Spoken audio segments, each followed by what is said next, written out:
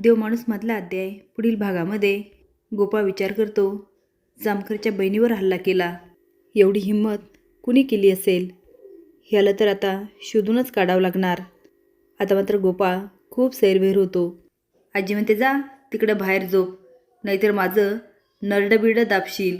गोपाळ काय तिच्या नादी लागत नाही, पण त्याचं सारखं आर्याकडं लक्ष असतं.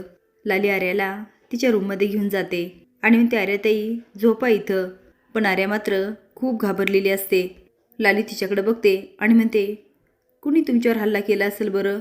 आणि हल्ला करायला तुम्ही असं काय केलं? आर्या म्हणते, तेच ना लालीताई, मी तोच विचार करते. मी कुणाचं काय बिघडवलं की मला मारायला आले? पहिले त्या माधुरीला मारलं, नंतर त्या फोटोग्राफरला आणि नंतर गोपाळजींच्या वहिनीला. आर्याच्या तोंडून गोपाळ ऐकल्यानंतर लालीची पुन्हा सटकते आणि ती म्हणते, आर्याताई नीट आठवा, तुमच्याकडून काही चूक झाली का? तुमचं कुणावर प्रेम झालं का? आता आर्या तिच्याकडं शॉकून बघायला लागते आणि म्हणते, माझं प्रेम? लाली म्हणते, नाही म्हणजे तुम्हाला कुणी आवडलं का, जेणेकरून त्याच्या बायकोला राग आला असेल?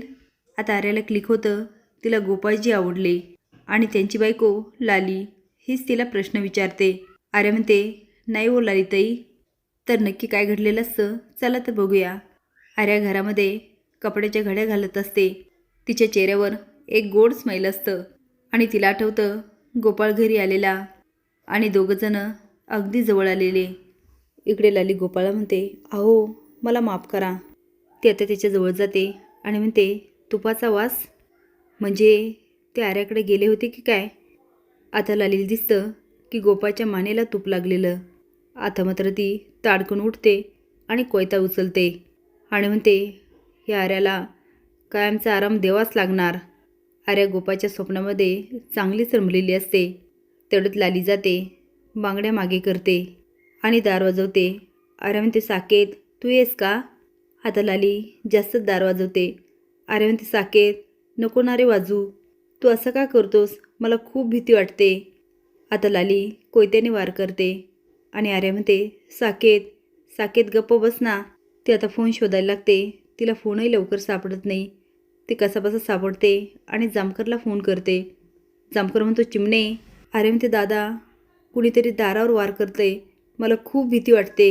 जामकर म्हणतात, चिमणे तू घाबरू नकोस, दार खिडक्या सगळं लावून घे, उघडू नकोस. हे बघ तुला काही होणार नाही, एकच लक्षात ठेव की तू दरवाजा उघडू नकोस. थांब मी कुणाला तरी पाठवतो. तो आता सदाला फोन करतो. सदा म्हणतो, हां साहेब. जामकर म्हणतात, घरी माझी बहीण एकटी आहे आणि दारावर कुणीतरी वार करतंय.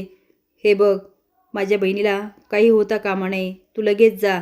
तो हो साहेब.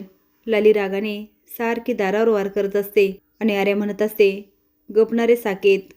तेवढ्यात लालीला गाडीचा आवाज येतो आणि ती डोकते. सुधाकर बघून म्हणते, हा का काडमाडला इथं? सुधाकर येतो आणि दार वाजवतो. आता आर्या जास्तच घाबरते. तो आर्याताई मी आहे, सुधाकर हवालदार, मला जामकर साहेबांनी पाठवलंय. आर्या दार उघडते आणि एका कोपऱ्यात बसते. तिच्या हातामध्ये सुरा असतो. ती घाबरलेली बघून सुधाकर म्हणतो, आर्याताई घाबरू नका, तुम्ही एक काम करा, दार लावून घ्या, मी बघतोय कुणीतरी सापडतं काय. तो आता बाहेर जातो आणि बॅटरी घेऊन सगळीकडे शोधत असतो. लाली एका कोपऱ्यामध्ये लपून बसलेली असते. सुधाकर म्हणतो, मी जातो आर्याताईकडं, नाहीतर तो येईल आणि आर्याताईलाच काहीतरी करल. तो निघून जातो आणि लाली बाहेर येते आणि म्हणते, ह्या सुधाकर भाऊजींना आत्ताच यायचं होतं का? आज त्या भटक भवानीला संपवलंच असतं. माझ्या नवऱ्याकडे बघितलेलं मला अजिबात आवडत नाही. जो माझ्या नवऱ्याजवळ जाईल त्याला मी कायमचा आराम देणार. सुधाकर म्हणतो, आर्याताई एक काम करा, चला आमच्या घरी. आता आर्या पटकन कुलूप लावते आणि तिच्या गाडीवर बसून जाते. सुधाकर दार उघडतो. आजी म्हणते, चोर चोर चोर. तेवढ्यात सगळेच बाहेर येतात. रणजी म्हणते, आता का बाया, हिला का आणलं, ह्या जामकरच्या बहिणीला? सुधाकर तिला पाणी देत म्हणतो, थांब सांगतो. तेवढ्यात आप्पा आणि फुलाबाई बाहेर येते. आप्पा म्हणतात, ही जामकरची बहीण इथं काय करतीये? आता झालेला प्रकार सुद्धा त्याला सांगतो. आप्पा आर्याला म्हणतात, हे बघा तुमचा भाऊ जामकर काय मामाला त्रास देतोय, पण तुम्हाला आसरा कोणी दिला? आम्हीच ना. तेवढ्यात गोपाळ आळस देत बाहेर येतो आणि म्हणतो, काय झालं एवढ्या रात्री? थरथर कापत आर्या पाणी पित असते, पण गोपाळला बघते आणि म्हणते गोपाळजी धावत जाऊन त्याला मिठी मारायला लागते. पण गोपाळ मध्ये हात घालतो. आता आर्या सगळ्यांवर नजर टाकते. आता तर लालीला जास्तच राग येतो. आप्पा म्हणतात, बरं झोपा आता सगळ्यांनी. फुला यांना आत घेऊन जा, मी झोपतो बाहेर. तेवढ्यात लाली म्हणते, कशाला आप्पा, मी माझ्या खोलीत घेऊन जाते ना, मी आणि आर्याताई झोपतो. अहो तुम्ही बाहेर झोपाल ना. गोपाळ म्हणतो, अहो हे काय विचारायचं आहे का, त्यात काय एवढं, झोपतो. लाली म्हणते, मी तुम्हाला पांघरून आणून देते, झोपा इथं.